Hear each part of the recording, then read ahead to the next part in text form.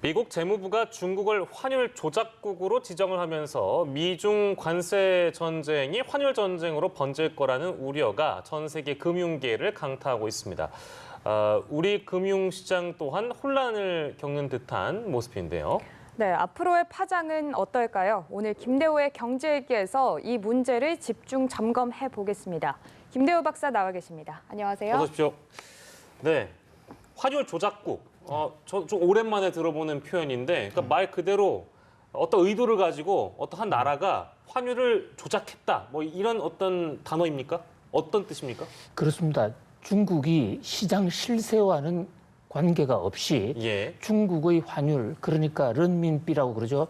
중국 이 원화, 위에나 환율을 폭등을 시켰다. 이것이 미국의 지적입니다. 환율을 올리면 수출에 굉장히 유리해지거든요. 환율을 올린 만큼 수출 단가가 높아져서 중국의 수출업체가 미국이나 다른 나라로 수출할 때 중국의 수출업체가 돈을 더 많이 벌게 됩니다. 그런 이유로 대부분 후진국에서 수출을 늘리는 방법으로 환율을 조작하곤 합니다. 그런데 이번에 이제 미국이 중국을 정조준해서 중국이 환율 조작을 했다. 그렇게 판정을 내린 것이죠. 뭐 근거를 갖고 이런 얘기를 하는 겁니까? 아니면 그냥 어떤 본인들이 생각하기에 당신들이 이런 식으로 자꾸 전쟁을 벌이려고 드는 거야, 의도성이 있는 거야라고 그러니까 미국이 지목을 할 수 있는 겁니까? 그렇지는 않습니다. 그러니까 환율 전쟁이라는 데도 나름대로 기준이 있어요. 환율 조작국을 선정하는 데 있어서 트럼프 대통령 마음으로 또 문우신 장관의 개인 취향으로 조작국으로 지정할 수 있는 것은 아닙니다. 그동안 미국 재무부가 중국의 환율 운용 상황을 아주 예의주시해 왔을 겁니다. 이 경제학에 적정 환율이 뭐냐라는 것을 놓고 경제학자들의 의견이 좀 분분합니다만 그래도 가장 큰 다수설이 구매력 평가설이라는 게 있어요. 그 나라의 구매력이 환율에 반영이 될 수밖에 없다라는 그런 이론을 가지고 그 나라 환율이 적정한가 아닌가를 보는 그런 이론이 있어요. 그런 이론에 따른다면 이 환율이 적정하게 운영되면 중국 같은 나라가 무역 수지가 이렇게 엄청난 흑자가 날 수가 없습니다. 적어도 이론적으로는. 그런데 지금 중국은 세계에서 가장 많은 흑자를 내고 있는 나라죠. 특히 미국을 향해서 올해 통계를 보니까 연간 무역 흑자가 4천억이 넘어갑니다. 그 정도면 이것은 환율 조작을 한다는 의심 정황은 충분하다고 봐요. 그러나 그동안에 미국이 이것을 함부로 걸지는 못했죠. 왜냐하면 환율 조작국이라는 지정하는 순간에 미국과 중국 간에 환율 전쟁을 각오해야 되기 때문에 그동안에 여러 가지로 좀 참은 측면이 있어요. 이 트럼프 대통령이 대선 시절에 대선 공약 중에 경제 분야 1호 공약이 중국을 환율 조작국으로 지정하겠다는 거였습니다. 공약에 그게 있었습니까? 그렇습니다. 그런 면에서 트럼프 대통령은 오늘 밤에, 어젯밤에 공약을 완수하는 것이고 이것이 미국 국민들의 전폭적인 지지를 받고 있다 이렇게 볼 수 있습니다. 그렇군요. 자, 그리고 환율 조작국, 그러니까 저는 오늘 이거 준비하면서 처음 알았는데 우리나라 또한, 그러니까 대한민국 또한 환율 조작국으로 지목을 받은 적이 있었다면서요? 지정이 돼서 아주 곤혹을 치렀습니다. 그랬습니까? 1992년이었을 거예요. 제가 현장을 뛰는 그런 와중에 환율 조작국으로 88년, 이라고 나오네요. 92년 두 번 지정이 됐어요. 그리고 중국은 94년에 지정인데 당시에 우리나라가 이른바 삼저호황이라는 이름으로 엄청나게 단군 이래 최대 흑자를 내고 있었거든요. 그러면서도 환율이 높다고 그래서 미국이 한국을 환율 조작국으로 지정을 했습니다. 그래서 이 한미 간의 환율 문제, 환율 전쟁까지 갔었죠. 그 전쟁의 결과는 한국의 항복이었습니다.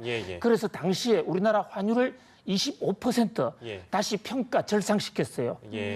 그러니까 이런 사례에 비추어 볼 때 현재 중국은 물론 한국과는 다르고 중국의 경제력이 다르기 때문에 중국이 어떻게 나올지 모르겠지만 적어도 미국 입장에서는 이번에 환율 조작국으로 지정을 했으면 적어도 목적이 20% 정도는 중국 위에나 가치를 절상시켜야 된다는 그런 내부 목표를 갖고 있다고 봅니다. 그러니까 지금 위안화를 이거의 어떤 메커니즘은 어떤 중국이라는 나라가 위안화를 싸게 만들어서 예. 그죠? 절하시켜서 절하시켰죠. 수출하기 좋은 예. 상황을 만든 다음에 무역 흑자를 더 많이 낼 수 있게끔 환율을 조작하고 그렇습니다. 있다라는 예. 것이 미국의 주장인 것이고 그렇습니다. 그래서 예. 조작국으로 지정을 하게 되면 어떤 갈등 상황과 이런 전쟁 상황이 계속 이어지면서 중국이 또한 맞불을 놓고 예. 세계 경제가 굉장히 어려워지는 그렇습니다. 그런 상황으로 나아가는 거죠. 지금 분위기가. 두 가지 시나리오가 예. 서로 엇갈린다고 볼 수 있는데요. 네네. 지금 앵커님 말씀하신 그 지적이 바로 예. 오늘 밤 그리고 지금 낮에 주가를 떨어뜨린 바로 시각입니다. 예, 예. 네. 그러니까 미국과 중국이 싸우게 되면 예. 그 호락호락하지 않은 중국이 반발할 것이다. 예, 예. 중국의 반박 카드도 있습니다. 가장 강력한 반박 카드는 예, 예. 중국이 보유하고 있는 미국 국채를 팔아버리면 됩니다. 그럼 어떤 의미가 있을까요? 지금 미국이 그 재정 적자기 때문에 그 부족한 재원을 예. 미국 국채를 팔아서 조달을 하고 있는데 예, 예. 거기에 제일 큰 손이 예. 중국입니다. 그러니까 이제 일종의 우리가 어음이라고 보면 되는 거죠. 그렇습니다. 어음을 중국이 갖고 있는데 그렇습니다. 그걸 팔아버린다. 그 중국 국가에 대한 채권을 갖고 있는 것이죠, 중국이. 예. 그걸 팔아보면 미국이 파산할 수가 있습니다. 미국 정부가 그래요? 한꺼번에 판다면. 아, 그런데 예. 그 카드를 함부로 쓰지는 못하죠. 왜냐하면 예. 중국도 그거를 파는 순간에 자기들 그 소득 이 채권에 보유하고 있는 미국 국제 채권 가치가 떨어져서 돈을 다 못 받게 되면 예. 같이 망하는 거죠. 서로 다 죽는 분위기가 될 수 그렇죠. 있겠다. 이런 상황을 가정하는 쪽에서는 예. 지금 주식은 팔 때다 해서 지금 전 세계가 패닉 상태로 야, 이러다가 세계가 망한다. 예. 이런 시각이 하나 있고요. 예. 또 한쪽에서 시각은 결코 미국이나 중국이 예. 그러한 최악의 시나리오는 가지 않을 것이다. 예. 그런 신호가 벌써 오늘 나왔어요. 오늘 예. 중국 인민은행이 겉으로는 성명을 내서 예. 미국 조치에 반발한다 했지만 내용을 읽어보면 알맹이가 하나도 없는 내용이고요. 예. 오히려 오후에 홍콩 시장을 통해서 중앙은행 정권이라는 걸 대량 발행했습니다. 예. 중앙은행 정권 대량을 발행을 해서 홍콩에 있는 중국 돈을 거두어 들였습니다. 예. 중국 돈을 거두어 들이면 수요와 공급의 원칙에 따라서 중국 돈 가치가 올라갑니다. 중국 예. 돈이 적어지기 때문에요. 아, 그렇겠네요. 예, 그래서 오늘 지금 위안화 환율이 예. 오후에 예. 다시 결상이 됐어요. 그 바람에 우리나라 환율도 예. 우리나라 원화 환율도 네.